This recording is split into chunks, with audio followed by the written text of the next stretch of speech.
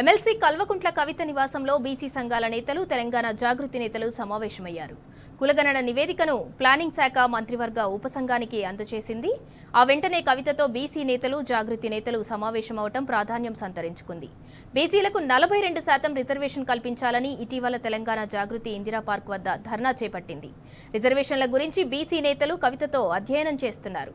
స్థానిక సంస్థల ఎన్నికల్లో బీసీలకు రిజర్వేషన్ ఏ మేరకు పెరుగుతుందనే అంశంపై చర్చిస్తున్నారు.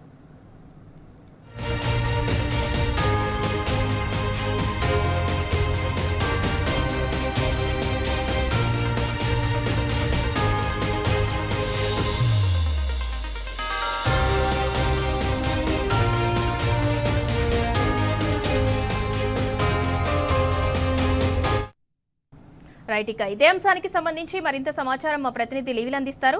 లివిల్, ఎమ్మెల్సీ కవిత నివాసంలో బీసీ సంఘాల నేతలు, జాగృతి నేతలు సమావేశమయ్యారు. కులగణన నివేదికపై భవిష్యత్తు కార్యాచరణకు సమాలోచన చేస్తున్నారు. దీనికి సంబంధించిన అప్డేట్ ఏంటి? ఎమ్మెల్సీ కవిత, జాగృతి అధ్యక్షురాలు కవిత ఆధ్వర్యంలో బీసీ సంఘాల సమావేశం కొనసాగుతుంది. ఏదైతే ఇటీవల ఇవాళ మధ్యాహ్నం కేబినెట్ సబ్ కమిటీ రిపోర్టు నేపథ్యంలో బీసీలకు సంబంధించిన న్యాయపరమైన హక్కు కోసం ఇప్పటికే జాగృతి ఆధ్వర్యంలో అనేక పోరాటాలు చేస్తుంది. అనేక సందర్భాల్లో ఏదైతే బీసీ డిప్యూటేషన్ 42% రిజర్వేషన్లు కల్పించాలని చెప్పి డిక్లరేషన్ చేసిందో కాంగ్రెస్ పార్టీ, దానికి అనుగుణంగానే స్థానిక సంస్థ ఎన్నికల్లో 42% వారికి వాటా కల్పించాలి, వారికి రిజర్వేషన్ కల్పించిన తర్వాతనే ఎన్నికల నిర్వహణ చేయాలని చెప్పేసి చెప్పిందో దానికి అనుగుణంగానే షెడ్యూల్ ఇచ్చే ముందే దానికి సంబంధించి చెప్పాలని చెప్పేసి డిమాండ్ చేస్తూ ఇవాళ మరొకసారి సమావేశం ఏర్పాటు చేశారు. ఈ సమావేశంలో బీసీ కుల సంఘాలకు సంబంధించిన చాలా మంది బీసీ సంఘ నాయకులు హాజరయ్యారు. అయితే మంత్రి ఉత్తమ్ కుమార్ రెడ్డి వెల్లడించిన సర్వే గణాంకాల ఆధారంగా బీసీలకు రిజర్వేషన్లపై ఎమ్మెల్సీ కవితతో అధ్యయనం చేస్తున్న బీసీ సంఘాల నేతలు అయితే స్థానిక సంస్థ ఎన్నికల్లో బీసీల రిజర్వేషన్ ఎంత మేరకు పెరుగుతుంది అన్న అంశంపై కూడా ప్రధానంగా చర్చిస్తున్నారు. బీసీలకు గతంలో ఏదైతే బీసీ డిక్లరేషన్ పేరిట ఇచ్చిన కాంగ్రెస్ హామీ ఏదైతుందో దానికి అనుగుణంగానే అమలు చేయాలి, దానికి అనుగుణంగానే ఎన్నికల్లోకి వెళ్లాలని చెప్పేసి కూడా జాగృతి తరఫున ఇప్పటికే ఇందిరా పార్క్ దగ్గర సభ పెద్ద ఎత్తున ధర్నా నిర్వహించారు. ధర్నాకు పెద్ద ఎత్తున కూడా బీసీ సంఘాలు హాజరయ్యారు.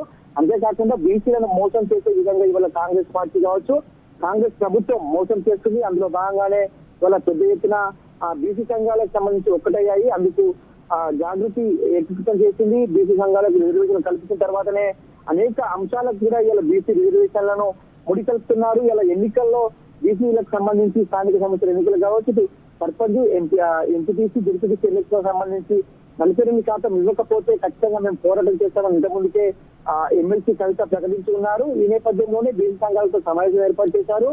గతంలో ఏదైతే ఈ రిపోర్టు ఆధారంగా జనాభా దామాషా ప్రకారంగా రిజర్వేషన్ కల్పిస్తామని కాంగ్రెస్ పార్టీ హామీ ఇచ్చింది. హామీకి అనుగుణంగానే రిజర్వేషన్ కల్పించాలి, లేకపోతే పోరాటం చేస్తామని చెప్పేసి కూడా ఏదైతే ఓబీసీ ఫెడరల్ ఫండ్ ఏర్పాటు చేశారు. దానికి అనుగుణంగా జాగృతి అనేక సమావేశాలు నిర్వహించింది. ప్రెస్ క్లబ్ లో సమాజంలో ప్రెస్ క్లబ్ లో ప్రత్యేకంగా రౌండ్ టేబుల్ సమావేశం కూడా ఏర్పాటు చేసింది. అంటే చాలా మంది బీసీలకు సంబంధించి అన్యాయం జరుగుతుంది. ఈ స్థానిక సంస్థ ఎన్నికలు 42% రిజర్వేషన్ కల్పించిన తర్వాతనే ఎన్నికలకు వెళ్ళాలి, అది ముందుగానే ప్రకటించాలని చెప్పేసి కూడా జాగృతి డిమాండ్ చేస్తుంది. ఏదైతే ఇవాళ సర్వే రిపోర్టు ఇచ్చిన సర్వే కూడా ఒక అద్భుత కల్పం. సర్వేలో అనేక తప్పుదాలు ఉన్నాయి. సర్వే పూర్తి స్థాయిలో చేయలేదని చెప్పేసి కూడా గతంలో అనేక బీసీ సంఘాలు మీడియా పరంగా కావచ్చు, బాహాటంగానే ప్రకటించిన నేపథ్యం ఉంది. ఈ నేపథ్యంలో ఆ సర్వే ఎంతవరకు అక్యురేట్, సర్వేకు ఎంతవరకు అథెంటిక్ అని చెప్పేసి కూడా ఇవాళ మరొకసారి బీసీ సంఘాలు లేవనెత్తున్నాయి. ఆ సర్వే ఆధారంగా ఇవాళ రిజర్వేషన్ కల్పిస్తామంటే చాలా మంది బీసీలు మోసపోతారు. బీసీలు మోసపోకుండా సర్వే చేయాలి. అదే సర్వే చేసిన ప్రకారమే మీరు రిజర్వేషన్ ఇస్తారంటే ఖచ్చితంగా మీరు ఇచ్చిన హామీని అమలు చేయాలి, బీసీ డిక్లరేషన్ అమలు చేయాలని చెప్పేసి కూడా ప్రత్యేకంగా ఈ సమావేశంలో చర్చిస్తున్నారు, డిమాండ్ చేస్తున్నారు.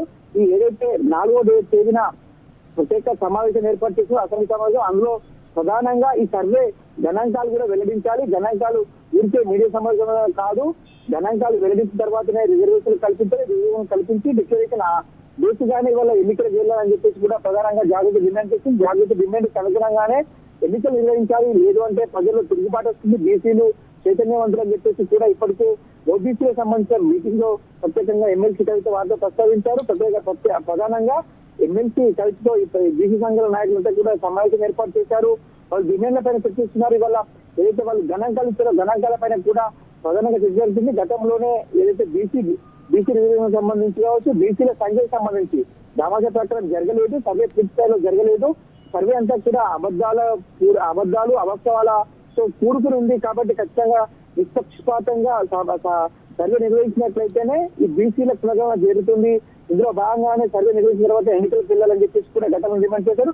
మరొకసారి కూడా ఈ డిమాండ్ ను తెర మీద తీసుకురానున్నారు. ఎల్లుండి శాసనసభ సమావేశాలకు వెళ్లే ముందు మరొకసారి ఈ సమావేశం కొనసాగుతున్న నేపథ్యంలో బీసీలు ఐకమత్యంగా ఉండి ఖచ్చితంగా ఏదైతే డిక్లరేషన్ ఇచ్చిన 48% అమలయ్యే వరకు కూడా పోరాటం చేయాల్సిందిగా జాగ్రత్త అండగా ఉంటుందని చెప్పేసి కూడా ఎమ్మెల్సీ కవిత ఆధ్వర్యంలో దిశానిర్దేశం చేస్తున్నారు.